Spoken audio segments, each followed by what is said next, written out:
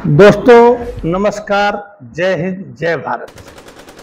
आज आपके सामने आपका दोस्त वीरेंद्र त्रिपाठी एक नया वीडियो लेकर आया हुआ है। आप इसको ध्यान से सुनें और देखा कि हमारे साथ क्या हुआ था। और एक चीज़ तो आपको कर देना चाहिए दोस्तों कि हमारे चैनल को जो नए देख रहे हैं उसको सब्सक्राइब कर दें और जो पुराने हमारे दोस्त हैं उसको लाइक और शेयर करें। अब हम शुरू करते हैं कि 1857 के बाद सबसे बड़ा नरसंहार हमारे देश में अंग्रेजों ने कब किया, क्योंकि 1857 का एक गदर था, पूरा उत्तर भारत इसमें शामिल था। और 1857 के बाद जो है ये दूसरा नरसंहार इतिहास के काले पन्नों में लिखा गया है। ये है 13 अप्रैल 1919 जलियांवाला बाग। जलियांवाला बाग सब लोग हमारे ख्याल से जानते हैं कि अमृतसर में है, स्वर्ण मंदिर के बगल में। अब इसकी पृष्ठभूमि के बारे में बताता हूं। हंटर कमीशन आया हुआ था, गांधी जी अपना जो है आंदोलन चला रहे थे और गांधी जी के आंदोलन में भाग लिए थे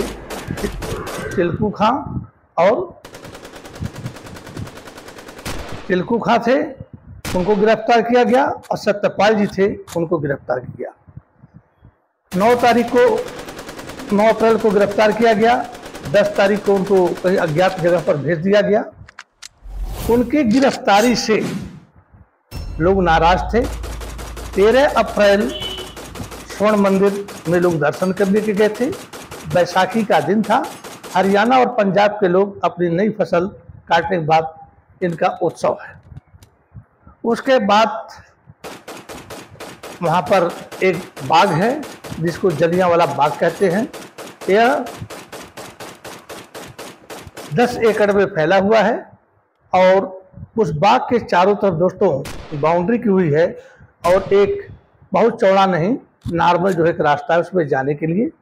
और वहाँ पर मेला भी लगा हुआ था और शाम को 4:30 बजे एक बैठक होनी थी, भाषण होना था, जिसमें तिलकू खां और सतपाल की रिहाई के लिए मतलब एक भाषण होना था। बैसाखी का पर्व था। जनरल डायर का नाम आपने सुना ही होगा। तो भारत सरकार ने ये सोचा कि कहीं 1857 का गदर दोबारा न हो जाए, क्योंकि लाहौर में अनारकली रोड पर 20,000 लोग इकट्ठा हुए, क्योंकि उस समय हिंदुस्तान अपना जो बांग्लादेश और पाकिस्तान है सब एक ही था। हिंदू मुस्लिम सिख ईसाई जितने थे सब इन अत्याचारियों से मुक्ति चाहते थे, पर ये अत्याचारी जो है व्यापारी। एक बार किसी ने कहा था कि हमें ऐसा, एक अंग्रेज अफसर ने कहा था एक मीटिंग में कि हमें ऐसा नहीं करना चाहिए। तो बाकी सदस्यों ने कहा हमें क्या करना है क्या नहीं करना है राय मत दीजिए, हम व्यापार करने आए हैं, इनके प्रक्रिया जैसे भी होगा हमें अपना प्रॉफिट देखना है, लाभ देखना है, हमें इंसानियत नहीं। तो कर्फ्यू लगा दिया गया था। मेले में बैल लाते हैं लोग, वहाँ पर स्वर्ण मंदिर के पास जो अमृतसर शहर था, जहाँ पर बैलों का, गायों का, जानवरों का, घोड़ों का मेला लगता था। लेकिन जब कर्फ्यू लगा दिया गया तो वहाँ से लोग हट गए और जलियांवाला बाग में। अब जलियांवाला बाग में इतनी भीड़ हो गई कि सही संख्या मैं 3 दिन से ढूंढ रहा हूँ, नहीं मिल रहा है। कोई कहता है 6,000, कोई कहता है 10,000। जितने हैं न ब्रिटिश सरकार के पास वो आंकड़े हैं, न भारत सरकार के पास आंकड़े, न उस समय के आंकड़े हैं, अंदाजी है, कोई गिनती नहीं किया 1 2 3 4 करके। लेकिन भीड़ काफी,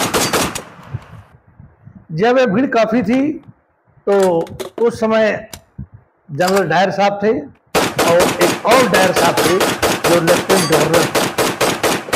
तो उनको ये सूचना दी गई कि इतने आदमी इकट्ठे हुए हैं, कहीं ऐसा न हो कि 1857 की पुनरावृत्ति हो जाए।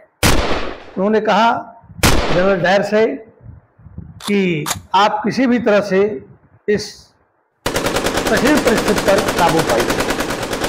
इन्होंने क्या किया 90 सैनिक, जिसमें गोरखा थी, बलूची पठान और अंग्रेज ब्रिटिश सरकार के सिपाही थे। इनको लेकर के और 2 बख्तरबंद गाड़ियां लेकर के यह स्वर्ण मंदिर के पास, जलियांवाला बाग के पास ये पहुंच गए। इन्होंने कोई पूर्व सूचना नहीं दी कि आप लोग हट जाइए या यहाँ पर कुछ कार्रवाई होनी है। गेट के जो बहुत चौड़ा नहीं था, लेकिन बख्तरबंद गाड़ियां नहीं जा सकती थी, बाहर ही खड़ी कर दिए गए और इन्होंने सेना को वहाँ पर लगा दिया और बिना कोई अग्रिम सूचना दिए सीधे फायर झोंक दिया। 1650 राउंड गोलियां चली। उसके बाद वहाँ जो 10 फीट की दीवार थी, जब गोलियां चलने लगे लोग भागने लगे। दीवार 10 फीट थी, उसके आगे और मकान बने हुए थे, लोग दीवार फाड़ नहीं पाए। वहां पर एक कुआं था, गहरा कुआं था। जान बचाने के लिए दोस्तों आप लोग जानते ही हैं कि कुछ भी मिलता है आदमी जान बचाता है। और फटाफट कुएं में कूदते गए और कुआं जो है आदमियों से भर गया और सारे उसके अंदर मर गए। एक रिपोर्ट है कि 120 आदमी उस कुएं में से निकाले गए जो मर चुके थे। उसमें स्त्रियां भी थी, एक 7 दिन का बच्चा, मतलब 7 महीने का बच्चा जो भी है, एक बिल्कुल मासूम बच्चा भी था। सबको गोली लगी और आंकड़े बताते हैं, कहीं 378 का आंकड़ा आता है, कहीं 500 का आंकड़ा आता है, कहीं 400 का आंकड़ा आता है, कहीं 1000 का आंकड़ा आता है। आंकड़े जो भी हों, नरसंहार बहुत तगड़ा था। बिना सूचना दिए अंग्रेज सरकार ने हमें गोलियों से भून दिया। उसके बाद गोलियां चली, वो भी शाम का समय था और जो घायल थे, कर्फ्यू लगे होने की वजह से उनको ट्रीटमेंट नहीं दिया जा सका, उनको हॉस्पिटल नहीं भेजा जा सका और रात में दम तोड़ करके बहुत और भी मर गए। उसके बाद आप जानते ही हैं कि बहुत ज़्यादा रोष हुआ। जनरल डायर ने अपने बड़े अफसर लेफ्टिनेंट जनरल डायर को सूचना दी कि मेरा जो है मुकाबला एक क्रांतिकारी फौज से हुआ और मैंने उनको ठंडा कर दिया, मैंने उन पर गोलियां चलवा दी, उनको शांत कर दिया। तो जो बड़े लेफ्टिनेंट जनरल डायर साहब थे, इनको शाबाशी दी। अब देखिए, जो गुप्तचर विभाग था, सबसे बड़ी दुख की बात यह है दोस्तों, कहते हुए कि हमारे अंग्रेज सैनिक जो है उस समय गर्मी से परेशान हो जाते थे और नैनीताल की तरफ पहाड़ियों में चले गए ठंडे में, और हमारे भारतीय सैनिक जो ब्रिटिश सेना में भर्ती हुए थे वो बलूचिस्तान के पठान और गोरखा रेजिमेंट ने अब हमारे देशवासियों के ऊपर अंधाधुंध गोली चलाई। और जब इनकी गोली खत्म हुई, 10 मिनट तक गोलीबारी होती रही और जब गोली खत्म हो गई तो ये वहां से वापस चले गए। अब सोचिए कितना बड़ा नरसंहार एक बगीचे में है, क्या हुआ। उसके बाद बड़ी प्रक्रिया हुई। रविन्द्रनाथ टैगोर, जो उनको नाइटहुड की डिग्री मिली थी, उस घटना पर उन्होंने अपना जो है नाइटहुड अंग्रेजों को लौटा दिया। बाल गंगाधर तिलक ने भी भर्त्सना की, लेकिन हम उसके अपोजिट में, उनके विरुद्ध में कुछ नहीं कर सकते थे। न हमारे पास गोला था, न बारूद था। हम तो गुलाम थे और गुलाम हम अपने कर्मों से भी ही हुए थे। पहले हम मुसलमानों का गुलाम हुए, इस्लामिक कंट्री, बाद में मुगलियों का, और उसके बाद हम जो है अंग्रेजों के। तो मुगलिया शासन और इस्लामिक कंट्री तो यहीं बस गए, यहीं का सामान उठाए, यहीं पर काम किए। लेकिन ये लुटेरे 7 समुंदर पार इंग्लैंड से आए थे और आने के बाद यहाँ सिर्फ लूटना जानते थे। एन केन प्रकरण, हमारे बादशाहों को छोटा सा गिफ्ट देते थे, हमारे बादशाह उनके अपने गले का 9 लखा हार देते थे। फर्रुखसियार बंगाल का जो मतलब शासक बना था, वो पेचिश से पीड़ित था, यहाँ नहीं ठीक हुआ। एक अंग्रेज ने, उस डॉक्टर ने उसको ट्रीटमेंट कर दिया, ठीक हो गया। उसको बंगाल से बिना चुंगी दिए उसको परमिशन दे दिया कि आप व्यापार करो। मतलब इनके बात भी तो थी नहीं, पीछे तो हम, और अब चुंगी नहीं देना, और जो हम भारतीय हैं वो चुंगी देंगे। तो हम ही लोगों ने अपने पैरों में बेड़ियां बांधी और 1857 का भी जो विद्रोह हुआ, कत्लेआम हुआ, वो हमारी कमजोरी थी। पर उसमें एक शेर आप लोगों ने सुना होगा, मंगल पांडे, वही एक ऐसा सैनिक था जिसने अपने सार्जेंट मेजर को गोली मारी थी और बाद में उसकी फांसी दी गई। तो कुछ तो है हमारे देश में बहादुर, मर गए, फांसी चढ़ गई, पर सर कटा सकते हैं लेकिन सर झुका सकते नहीं, यह फार्मूला लेकर के वो शहीद हो गए। लेकिन बहुत से ऐसे गद्दार थे जो कुछ रुपयों पर बिके हुए थे, उनकी आत्मा मर चुकी थी, उनको सिर्फ पैसा चाहिए, तगमा चाहिए, शोहरत चाहिए, बाकी देश चूल्हे भाड़ में जाए उनको कोई मतलब नहीं था। जनता में बहुत आक्रोश हुआ। जनरल डायर को यहाँ से इंग्लैंड भेज दिया गया और उसके बाद जो है यहाँ पर बहुत सख्ती के साथ मतलब काम करने लगे। अंग्रेजों के अंदर इंसानियत तो कुछ थी ही नहीं दोस्तों। जब जनरल डायर के ऊपर मुकदमा चला तो जो कमेटी बैठी तो उन्होंने उससे प्रश्न पूछा, जनरल डायर, आपने गोली चलवाने से पहले मेडिकल फैसिलिटी की व्यवस्था की थी कि नहीं की थी, और किसको किसको आपने मेडिकल फैसिलिटी दिया? तो जनरल डायर खुशी से बोलता है, हमसे किसी ने मेडिकल फैसिलिटी मांगी ही नहीं। अब सोचिए, बिना सूचना दिए गोली चलवाता है और कहता है मुझे मेडिकल फैसिलिटी किसी ने मांगी नहीं। शाम का समय है, एक छोटा मासूम भी बच्चा है उसमें, अपने बाप के कंधे पर आया मेला देखने के लिए, कोई 4 साल का है, कोई मतलब जो भी आंकड़े थे पूरी तरह से हमारे सामने नहीं है, पर नरसंहार हुआ बहुत जाति। तो कमेटी में पूछा गया कि जनरल डायर, यदि 2 साल के बच्चे को गोली लगी है तो आपके पास चलकर आएगा, पूछेगा कि जनरल डायर मुझे गोली लगी है, अब मुझे मेडिकल ट्रीटमेंट चाहिए? जनरल डायर जो है उस समय निरुत्तर हो गया। निरुत्तर होने के बावजूद भी उन्हीं की कमेटी थी, वो शान से अदालत में खड़ा रहा, उसको कोई डर, कोई पछतावा, कोई कुछ नहीं था। ऐसे अंग्रेज थे, हमारे साथ करते थे, मानवता नाम की चीज उनके अंदर बिल्कुल नहीं थी कि चाहे बूढ़े को गोली लगे, 70 साल 80 साल के बूढ़े को लगे, या 2 साल और मतलब नौनिहाल, उसका पूरा तो फिगर नहीं पता है, 1-2 महीने को बच्चे को गोली लगे। उसको तो सिर्फ मारना था, हमें डराना था कि 1857 का जो उसमें अंग्रेज मारे गए थे, गदर हुआ था, विद्रोह हुआ था, ये भारतवासी कभी ऐसा काम न करें, इसलिए सीधे इनको मार दो। और दुख उस बात की है कि उस ब्रिटिश सैनिक में हमारे भारतीय सैनिक भी थे। उसके बाद वहां पर एक हमारे माने हुए सिख नौजवान उधम सिंह थे। उधम सिंह ने कसम खाई, उनको भी गोली लगी थी, कि मैं जनरल डायर को गोली मारूंगा।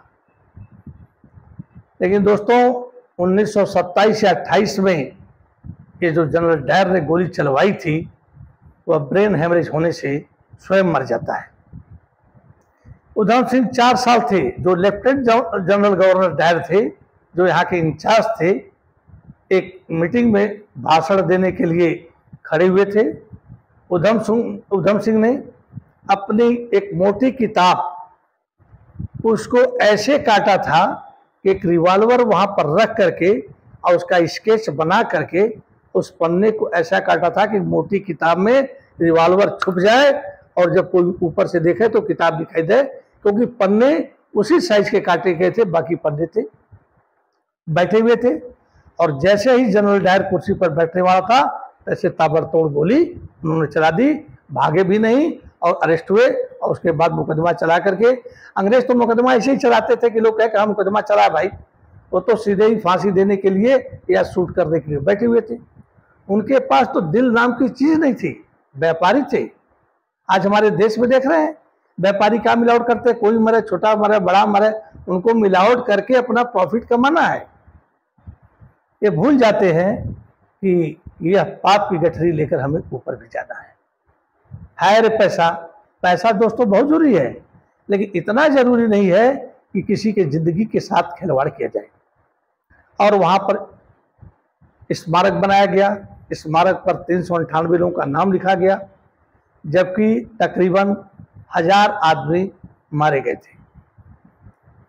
और जो दीवार थी, अभी नक्शे में आप देखेंगे, जो दीवार थी उस दीवार में गोलियों के निशान हैं, और जो कुआं था वो भी वहां पर आप इस वीडियो में देख रहे होंगे। तो ये था अंग्रेजों का प्लान और जलियांवाला कांड, और उधम सिंह ने वहां पर गोली मारी। उसके बाद इसी के रोष में इन्होंने अपनी ताबूत में कील ठोकी अंग्रेजों ने, और 1920 में महात्मा गांधी ने असहयोग आंदोलन चलाया, और चौरी चौरा का एक कांड हुआ जिसमें 21 पुलिस वालों को थाने में बंद करके चौरी चौरा की जनता ने जिंदा जला दिया। तो दोस्तों, मैं तो यही कहूँगा कि आप लोग खुश रहें, लेकिन कभी देश के साथ गद्दारी न करें। सरकारें आती हैं जाती हैं, हम तो शुरू से ही गुलामी का जामा पहने हुए थे। हमारे राजा महाराजा अपने में ही लड़ करके अपनी शक्ति को खत्म करते थे। कि कभी गंगा को सब पवित्र मानते हैं, भगवा ड्रेस को सब पवित्र मानते हैं, भोलेनाथ को सब मानते हैं, लेकिन कभी ये मानने वाले कभी एक झंडे के नीचे इकट्ठा नहीं हुए। जयचंद अपने को राजा अलग समझता था, पृथ्वीराज चौहान को मरवाता है, फिर अपने मारा जाता है। तो ये सब चीजें लंबी हो जाएंगी। तो कहने का मतलब है कि जलियांवाला बाग कांड 1857 के बाद ये सबसे बड़ा नरसंहार था, और किसी भी अंग्रेज शासक ने, वहां के प्रधानमंत्री ने दुख व्यक्त नहीं किया कि हमने गलत किया। तो इस गोरी चमड़ी पर हमें कभी विश्वास नहीं करना चाहिए, और अपनी अखंडता के बारे में तो सपने भी नहीं सोचना चाहिए कि खंड खंड हम भारत करें, भारत हमारा एक होगा। ये तिरंगा पीछे दिख रहा है, ये ऐसे नहीं है। इसमें जो भगवा रंग है, लोगों का त्याग और बलिदान दोनों का है। सफेद है, शांति का प्रतीक देता है। चक्र है, 24 घंटे हम उन्नत के मार्ग पर हैं, और जो हरा है वो हमारी धरती हरा भरा उत्पादन का निशान है। इस झंडे को प्राप्त करने के लिए हमें कई लाख वीर सपूतों को गंवाना पड़ा है। इसी के साथ दोस्तों, मैं जय हिंद, जय भारत, वंदे मातरम। थैंक यू दोस्तों। और आप लोगों को कम से कम एक मैं सैनिक भी हूँ, बनाता हूँ, टीचर भी रहा हूँ, दोनों रहा हूँ। तो अब कहते हुए मुझे शर्म लग रही है कि जो भी देखते हैं थोड़ा सब्सक्राइब, लाइक और शेयर कर दें, क्योंकि सैनिक के प्रति तो हमारे ख्याल से आपके दिल में निष्ठा होगी ही, और गुरु भी हैं। तो इसी के साथ जय हिंद, जय भारत, वंदे मातरम। थैंक यू दोस्तों।